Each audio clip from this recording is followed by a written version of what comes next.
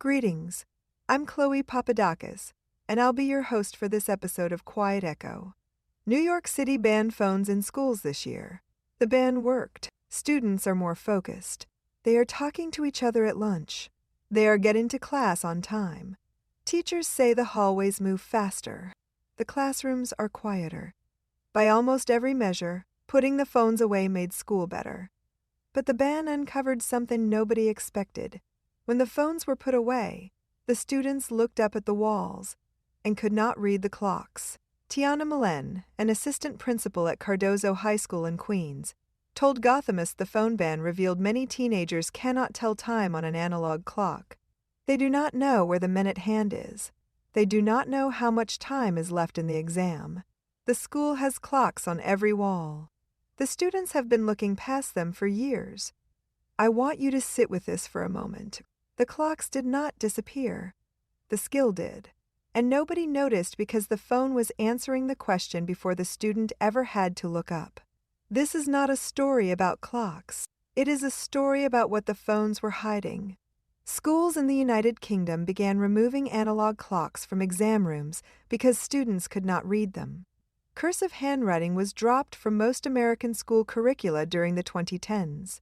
At Florida Gulf Coast University, archivists discovered student workers could not read letters and diaries in a collection not because the documents were damaged, but because they were written in cursive. A generation is growing up unable to read the handwriting of the generation before it. I wrote 2 weeks ago about screen time 5 hours a day for children between 8 and 12. I wrote about my daughter standing in the backyard not knowing what to do, then finding a stick and inventing a game. The yard was still there. We just had to walk her to it. The clocks are still there too. So is cursive. So is the ability to read a paper map, to do arithmetic without a calculator, to tie a knot, to address an envelope. None of these skills are obsolete. They were just standing behind the screen, waiting for someone to notice they were gone. My daughter is 3. Yesterday she picked up a crayon for the first time on purpose, not to eat it, to use it. She pressed it against the paper and dragged it sideways and looked at the mark she made and then looked at me as if to say I did something. She did. Her hand closed around the crayon with intention. Her eyes followed the mark. Something connected between her fingers and her brain. I do not know what to call it except the beginning of handwriting. I keep a box of letters my mother wrote to her family in Greece when she first came to America. They are in Greek, in cursive, in blue ink on thin paper. The edges are soft from being folded and unfolded so many times.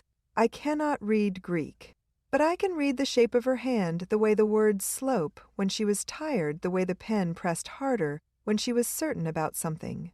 Her handwriting is not just letters. It is her voice on paper. If my daughter never learns cursive, she will never see what I see when I hold those pages.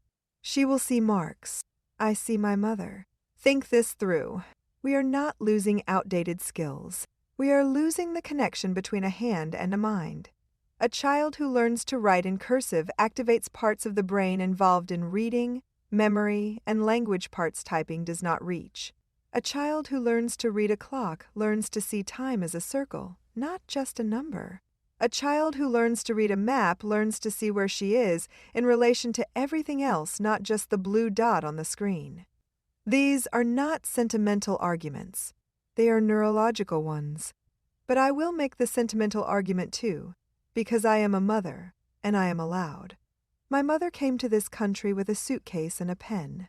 She wrote letters home in cursive because it was fast and because it was beautiful, and because her hand had learned to move in a way no keyboard could replace. Those letters are in a box on my kitchen table.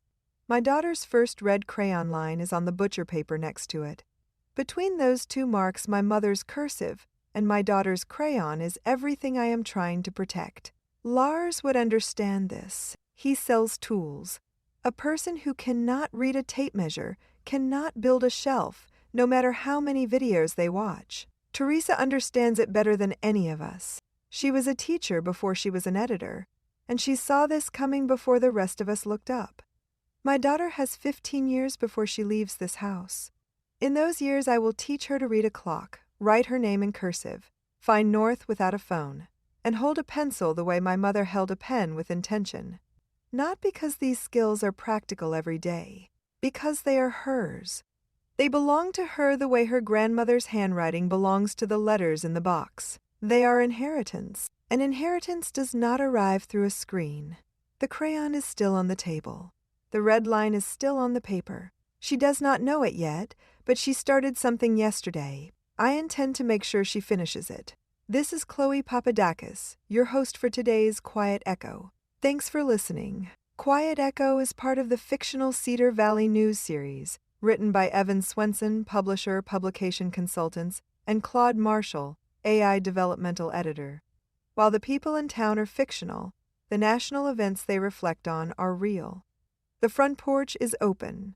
Readers of the Cedar Valley News are gathering on Facebook to respond to the editorials, share their own stories, and join a conversation built on respect, honesty, and no party lines. Come sit with us. I will put the link in the show notes. You've been listening to the Cedar Valley News Podcast, where small-town voices meet the headlines shaping our world. From faith and family to front porches and fields. We'll be back with more stories connecting real lives to real events.